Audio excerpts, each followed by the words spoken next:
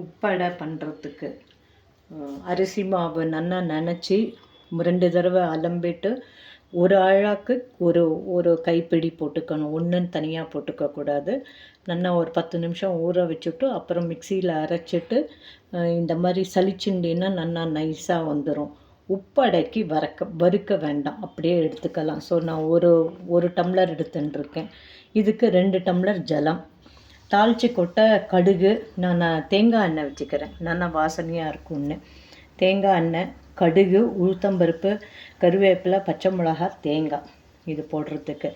காராமணியை time இல்லைன்னா முதல் நாள் ஊறப்பட முடியாது. அதனால் நல்லா இழுப்புச்சட்டியில் ஒரு வறுத்துட்டு வெந்நீரை கொட்டி வச்சுட்டு ஒரு 10 நிமிஷம் மாவு திரிக்கிறதுக்குள்ளே வெந்நீரை கொட்டி வச்சுட்டு அப்புறம் வேக போட்டிங்கன்னா நல்லா இந்த மாதிரி வெந்துடும். இப்போ எப்படி பண்ணுறதுன்னு பார்க்கலாம்.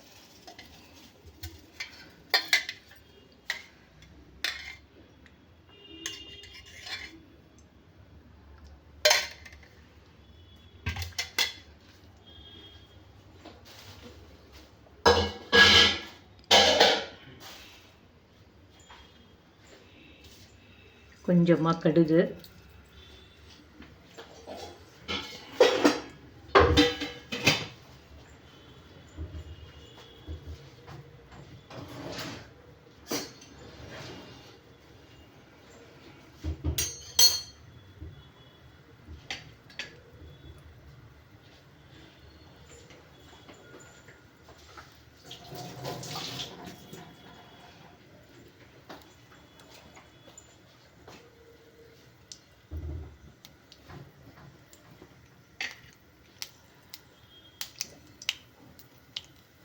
கொஞ்சம் தள்ளிக்கணும்,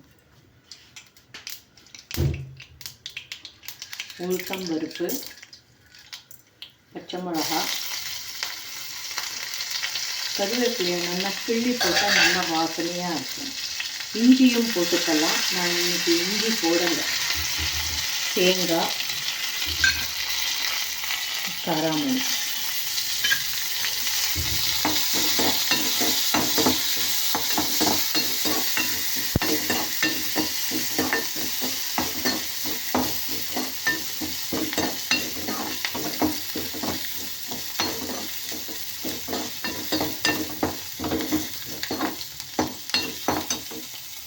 அப்புறம் பெருங்காயம்.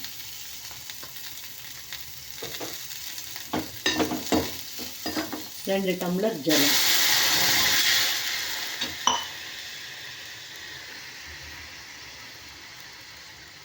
இதுக்கேற்றா போல் உப்பு. கொதி வந்தாட்டு பார்க்கலாம். சில பேர் இந்த கொதிக்கும் போது தேங்காய் போடுவா. நான் முன்னாடியே போட்டு ஒரு வறுத்து நல்லா இருக்கும் வாசனையானதுக்கு.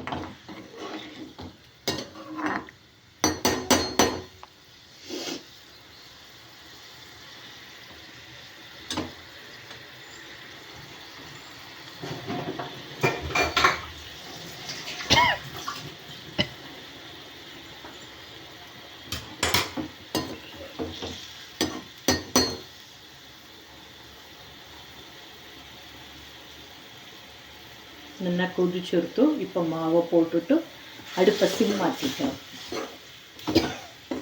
நல்லா பந்து மாதிரி கலரி வரும்.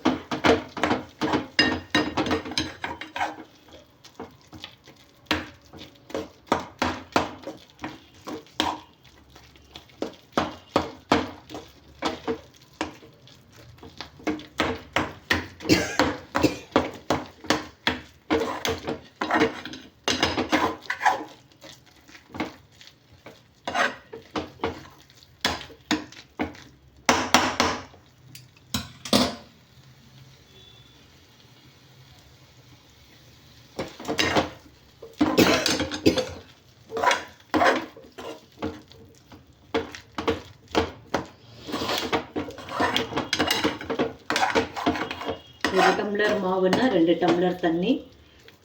நல்லா இப்படி பந்து மாதிரி வருது பாரு, அவ்வளோதான்.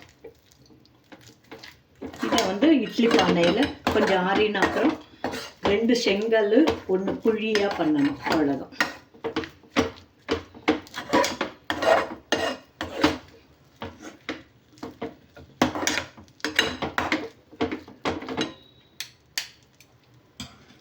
அவ்வளோதாம்மா.